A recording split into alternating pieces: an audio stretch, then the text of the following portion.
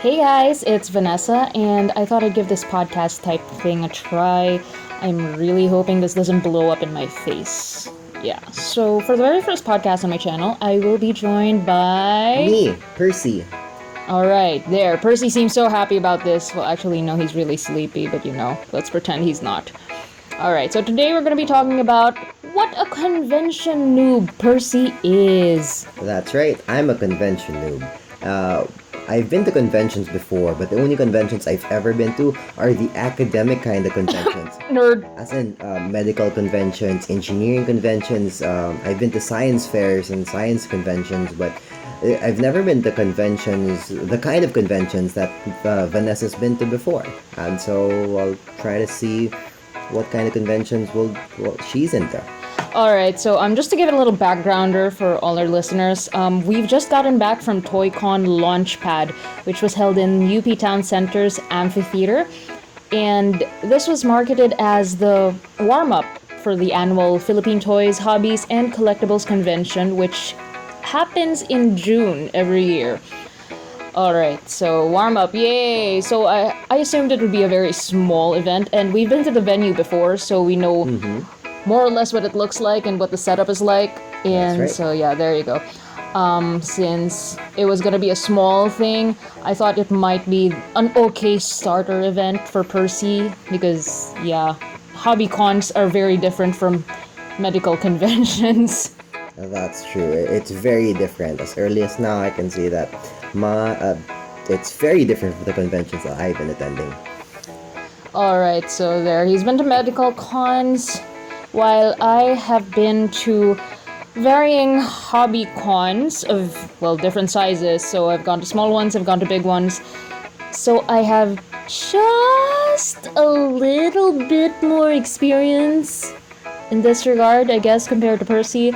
But there you go. Alright, and before we continue, in case we use any Tagalog terms or phrases, there will be subtitles on the video itself for non-Filipino listeners, alright? We got to.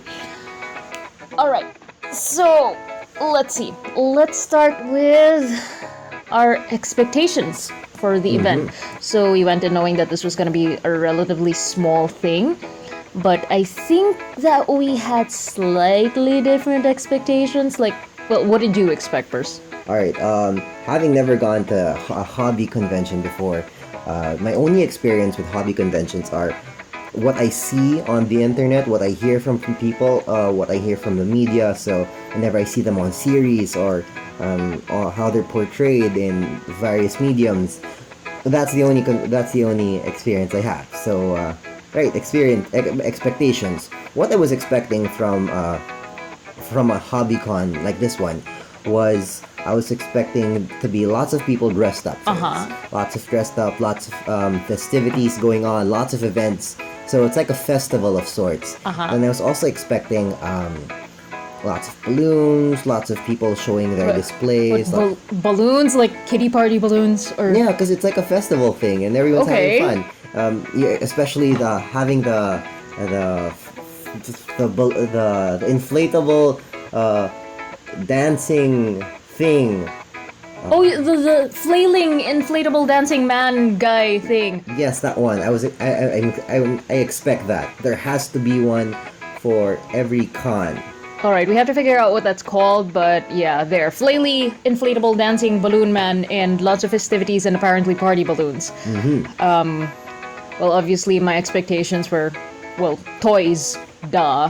Because it's a Toycon warm-up, I would expect toys, and the same as Percy, I expected displays of personal collections, and same as Percy as well, I expected people to be dressed up in even casual versions of cosplays. I actually did a super quick closet cosplay for this event, and everything I dragged out of my closet or collection. And what else was I expecting? Well, since I've been to the venue before, I knew that the floor was composed of these crisscross tile things with grass in them. Grass growing between the cracks, so I was like, I'm not wearing my heels to this event at all. And yeah, as with any convention, I expect it to be crowded in the Philippines. I don't know what it's like overseas. I hear it's more spacious. But here in the Philippines, it's normal for it to feel like a sardine can. So yeah, I expected that. Alright, so let's see. Were our expectations met though? Like, especially for you, since this is your first hobby event thing. Like, did your expectations, like, were they met? Well, air dancers. There was definitely air dancers. So those inflatable balloon things that dance, there was one there. You totally just Googled that. Yes, I did.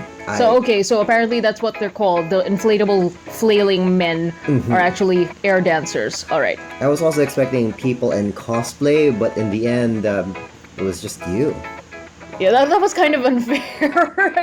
But at least it was a more or less discreet cosplay, so I could have gotten away with, like, walking around in Or normal maybe places. we were just late to the event. We were looking over at the events, the program of the event, and there was one like a cosplay parade. Maybe we just totally missed that. So I think that might have happened on, like, Saturday or something. the day before. So let's give that a check. So Yeah. there were cosplays, but we just didn't. get in time. We didn't catch them. That's the thing, because we showed up. Oh, okay.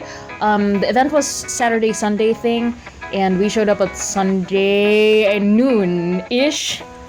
So I'm guessing people were also kind of avoiding the heat, so it was less crowded. I was also amongst the expectations that were met. I did see.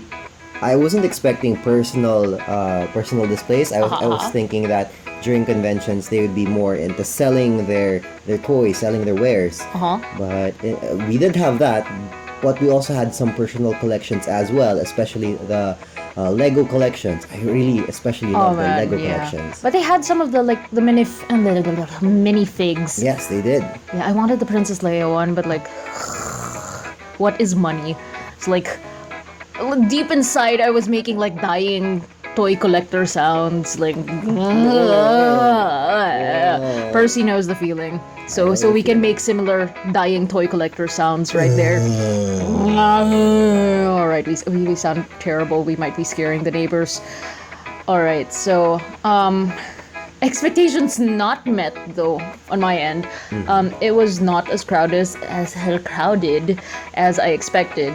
Maybe because it was kind of noon-ish, and well, the sun was beating down on the venue. I mean, it was a high ceiling tent, but yeah, harsh sunlight is harsh. So I guess that might have played a factor in that. Most definitely. I also mostly saw, like, parents with kids, like small kids, which is not something you normally see in conventions. Well, from my experience, it's usually like teenagers upwards, not. Conventions usually are held indoors. This one was more bazaar type, and it was a refreshing change, but it's kind of difficult to manage, I guess, because some of the exhibitors had a lot of figures just on display on their table, and I'm assuming that people who are slightly older would have, you know, the decency not to knock stuff over or, you know, not grab random things. The kids, though, seemed, one, a little scared to touch anything, or two, grabbing everything. I'm not sure if you noticed that, but, like, I think you had your back turned. I saw a kid, like, knocking over a couple of figures that were standing. They were just small figures, but, like, no. I didn't notice that at all. I was kind of panicking, but no, I don't blame the kid, obviously. But, like, you know, in an environment like that, it seems a little too open, I guess, because, well, actually, a lot of conventions are held indoors in convention halls. So here in the Philippines, we have the mega trade halls and, well, SMX and Mall of Asia, and occasionally in, like, the open areas of malls like Robinsons and I think Ayala malls at some point, like the Glorieta open spaces in the middle. But yeah, aside from those, conventions aren't very open to the public. That's okay. Alright, so as a free event, like free entrance type of event, the crowd was actually pretty decent.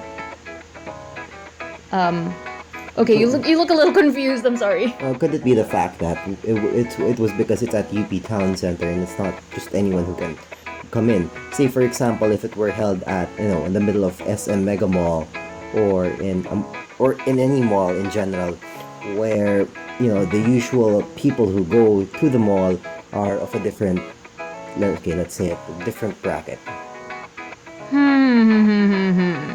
Maybe not. Actually, yeah, I did kind of notice that the type of folks who hang out at UP Town Center are of a different bracket than those who would hang out around, say, SM malls. But that's not to say that enthusiasts of all kinds, if they knew, since they did know that Toycon was happening there, the Launchpad was happening at UP Town Center, they still went to it. But then, as for people who just passed by, the passers-by are what were different. Actually, yeah, I think that's it. I'm not sure if it's actually a better setup than most. Like, it's not very cosplayer friendly for one. Well, that's true. Well, the intense heat, obviously. I was wearing a blazer for my costume, and I'm like, dying. So there. Something that obviously you had fun with, the air dancer. It was kind of funny because we were just walking up to the event and we were like, what? There's an actual flailing inflatable man. I did not expect that because you can't exactly cram an inflatable dude inside Megatrade Hall. I thought you could. Well, you technically could, but like keeping people from bopping it or bumping into it, that's a problem. Oh. So the one that we saw there was like protected by a bunch of booths. So like not everyone could just jump right at it and like possibly damage it. I'm not saying that all convention goers are terrible people in terms of taking care of public property, but there have been some cases where it's not even public property, it's private property that's been damaged. I wanted to boop it. Well, I wanted to boop it too, but I want to make a costume of an air dancer and then just like stand in front of an event and flail. Like, do you think we could get paid for that? I think we could. Alright. Maybe at a different time. Alright, let's try somewhere else where people don't recognize us. Alright. Let's see. I was disappointed that there weren't other people in cosplay at the time that we went there, but then I was kind of super discreet. It was like the office clothes version of Nico Yazawa.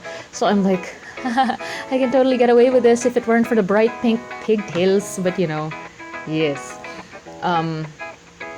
Expectations that were met. Plushies. There were lots of toys. I was so happy because staple in conventions, alpacas. Alpacas. And apparently Pokemon is making a comeback, sort of, somewhat. It was kind of harder to find Pokemon merch like a year or so ago, I think, but with the whole excitement over Pokemon Go, I think that's why people are bringing it back. But for me, I was expecting more toys though. Well, it's a warm-up. I understand it's a warm-up, but then I was expecting more variety, more toys, because toys, aside from just hobby toys, do range from all sorts of sizes, varieties, and types. But then the toys that we saw, aside, were either plushie. You could categorize them either into the plushies or the model figure stuff. Where was the in between, and the fun stuff, the stuff you could play with?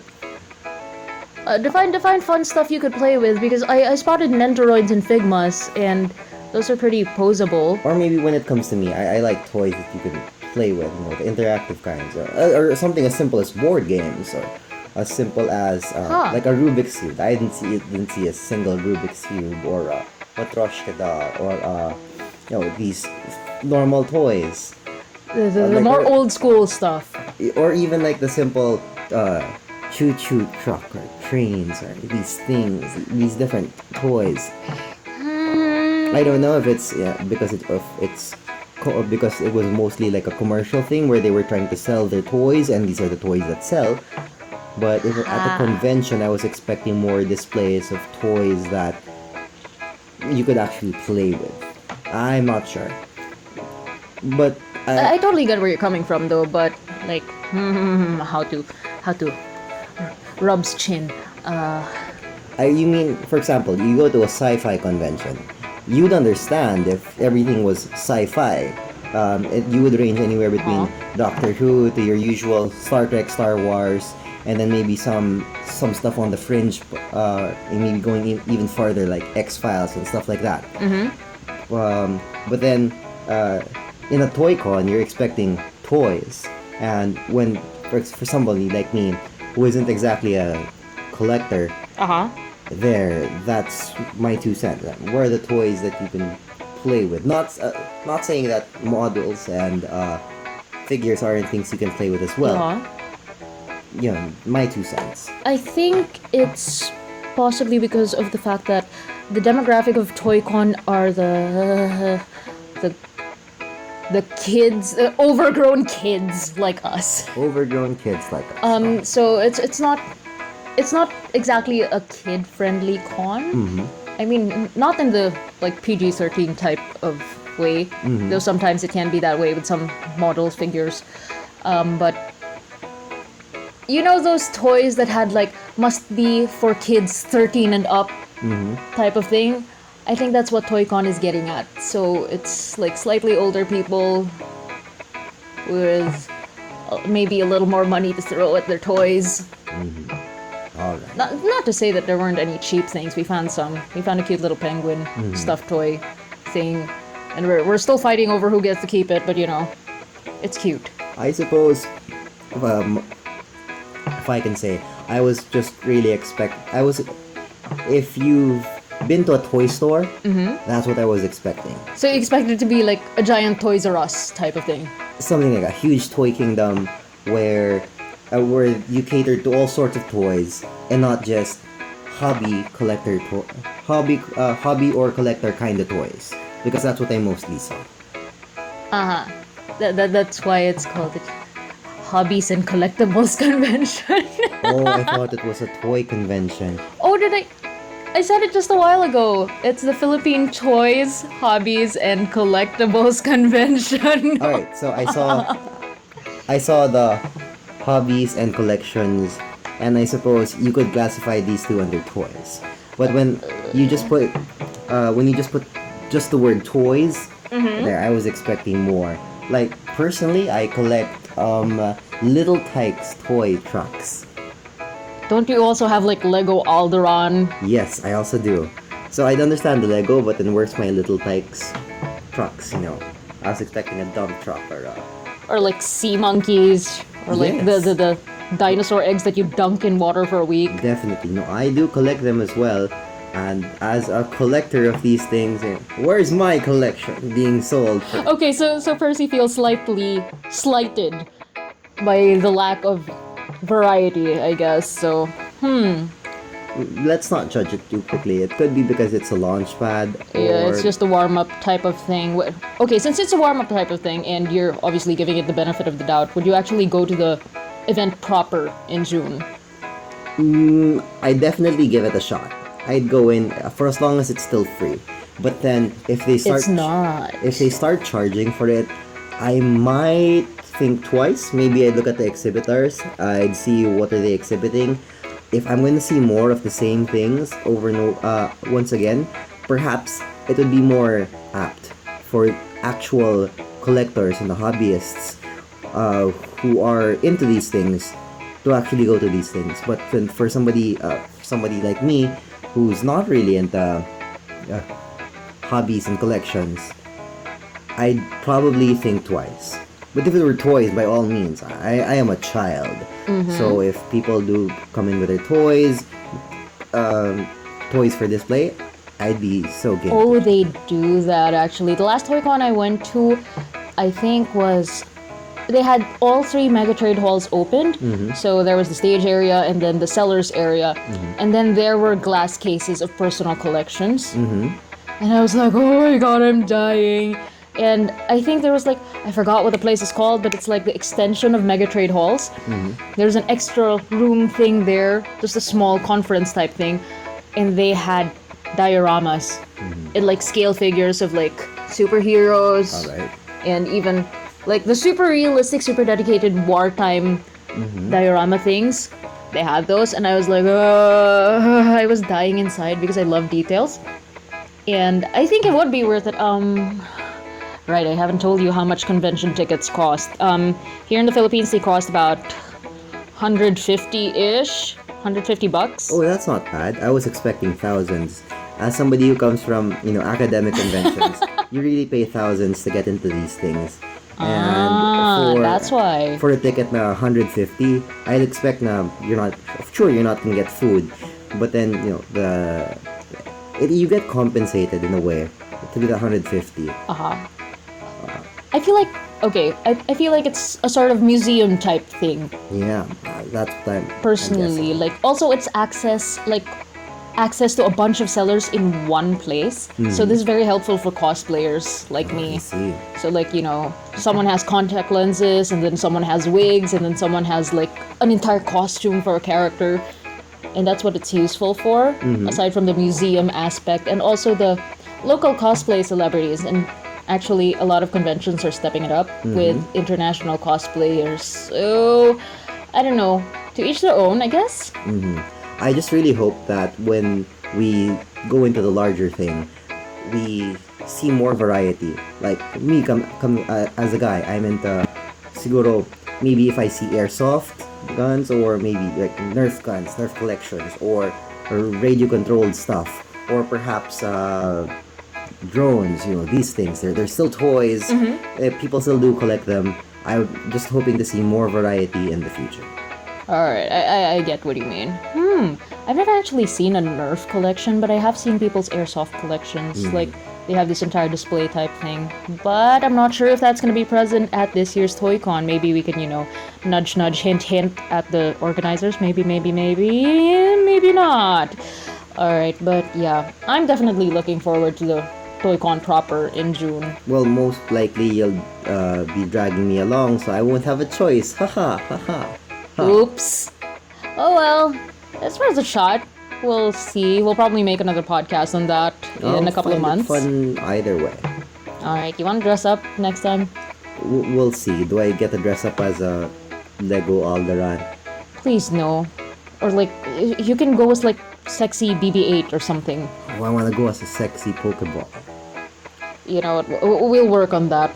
We'll see how to do that. Alright, so I guess we've actually been talking for a long while now. So let's see. Yeah, I think it would be okay to just cut it off right here. That was the first episode of my podcast, which still has no name.